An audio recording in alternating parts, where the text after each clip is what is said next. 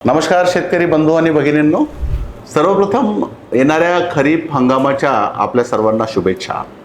खरीप हंगाम हा जवळच आला आहे, त्यामुळं आपल्याला पिकाच्या वाणांची निवड करणं हे सुद्धा आपल्याला पहिलं प्राधान्य तिथे आलं आहे।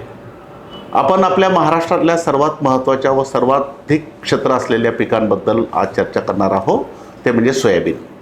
तसं जर पाहिलं तर भारतामध्ये सोयाबीनची सुरुवात मध्य प्रदेशपासून झाली व सोयाबीन सतत पीक घेतल्यामुळं मध्य प्रदेशमध्ये चारकोल रॉट, फायटोप्थेरा यासारख्या अनेक रोगांनी सोयाबीनचं उत्पादन खूप मोठ्या प्रमाणात घटवलं।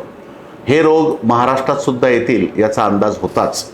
2024मध्ये नागपूर, वर्धा, चंद्रपूर आणि अमरावतीच्या काही भागामध्ये बऱ्याच सोयाबीनला परिपक्वता अवस्थेमध्ये पॅचेस पिवळे पडले, त्याचा दाना भरला नाही आणि बऱ्याच शेतकऱ्यांचं म्हणणं होतं येलो मोझॅक आला, पण तो येलो मोझॅक नाही, जमिनीतून पसरणारा चारकोल रॉट आणि फायटोप्थेरा हे रोग या जिल्ह्यांमध्ये मोठ्या प्रमाणात सोयाबीनवर आले। त्यामध्ये नोटिफाईड व्हरायट्या म्हणजे 335, 9305, 612 ह्या सर्वाधिक बळी पडल्या। पण त्यावर्षी 2024मध्ये पांढऱ्या फुलाचं 1135 किंवा इतर कोणत्याही कंपनीच्या माध्यमातून जे पांढऱ्या फुलाचं वाण होतं ते 2024मध्ये चांगलं पिकलं।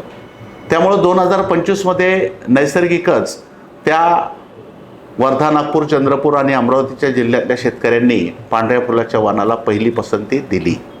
मात्र 2025मध्ये हे पांढऱ्या फुलाचे वाणंसुद्धा त्या रोगाला बळी पडले, कारण 1135 हे वाण जे आहे किंवा पांढऱ्या फुलात जे वाण आहे ते 1 वर्ष फक्त या रोगाला प्रतिकारक राहतं, नंतर बळी पडतं।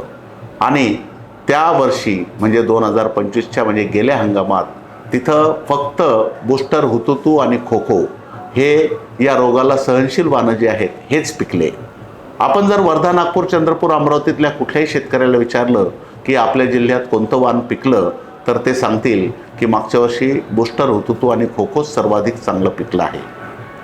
मंडळी, आता जशी 24ची परिस्थिती होती तशी परिस्थिती 25मध्ये मी या जिल्ह्यांना जास्त अवगत करू इच्छितो की बुलढाणा, अकोला, वाशिम, यवतमाळ, हिंगोली, नांदेड या जिल्ह्यांमध्ये गेल्या हंगामात म्हणजे 25मध्ये इतर वाणांवर मोठ्या प्रमाणात चारकोल रॉट आला, काढणीच्या अवस्थेत ते पिवळे पडले, पण पांढऱ्या फुलाचे वाणं हे पिवळे पडले नाही, त्याच्यावर रोग आला नाही।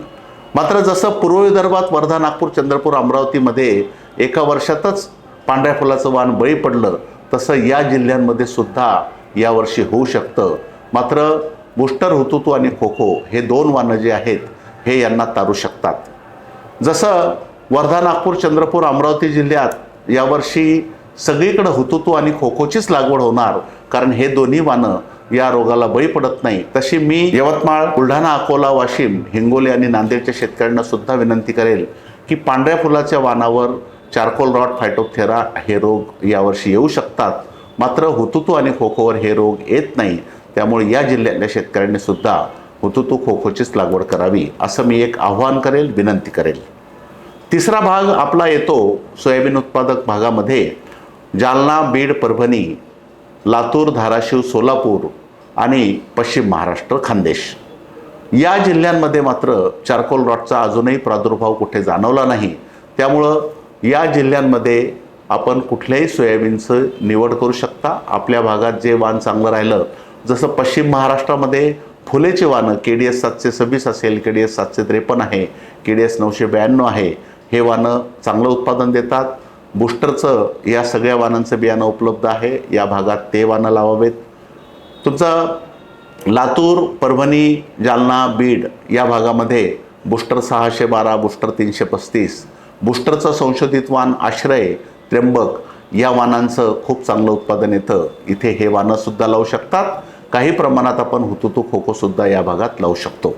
मात्र मी 3 कॅटेगरी ज्या केल्या आहेत त्यामध्ये पहिली कॅटेगरी वर्धा, नागपूर, चंद्रपूर, अमरावती यामध्ये हुतुतू, खोखोशिवाय कुठलंही वाण पिकेल याची खात्री नाही आणि मागच्या वर्षीसुद्धा तेच झालं। दुसरी कॅटेगरी जिथं पांढरे फुलं पिकले मागच्या वर्षी, पण यावर्षी त्याची खात्री नाही असा यवतमाळ, बुलढाणा, अकोला, वाशिम, हिंगोली आणि नांदेड इथे सुद्धा शेतकऱ्यांनी हुतुतू खोखोलाच पहिलं प्राधान्य द्यावं.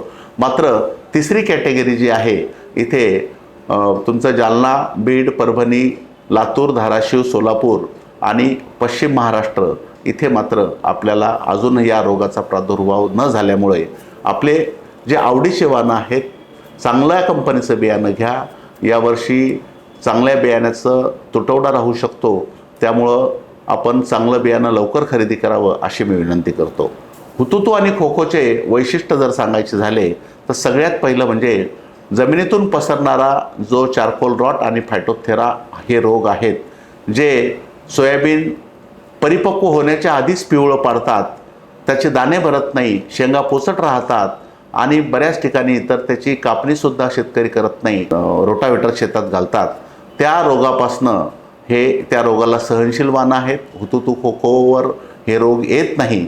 त्यामुळंच विदर्भ आणि लगतचा मराठवाड्यामध्ये हे वाहनं सर्वाधिक आवडीचे किंवा सर्वाधिक लोकप्रिय हे वाहनं आहेत.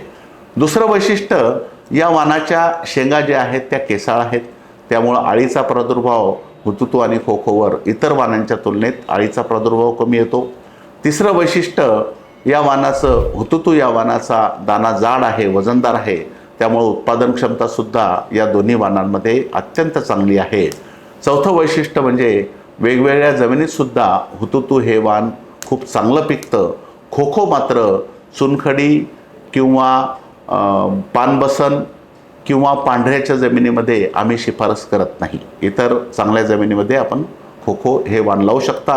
हुतुतू मात्र सर्व प्रकारच्या जमिनीमध्ये सुद्धा चांगलं उत्पादन देतं. या सगळ्या कारणांमुळं मी जे 3 कॅटेगरी केले आहेत त्या कॅटेगरीनुसार आपण वाणांची निवड करावी आणि बूस्टर हुतुतू आणि खोखो या वाणांचा तुटवडा राहू शकतो, याची खरेदी आपण लवकर करावी अशी मी आपल्याला विनंती करतो. पुन्हा एकदा खरीप हंगामाच्या शुभेच्छा देतो. धन्यवाद.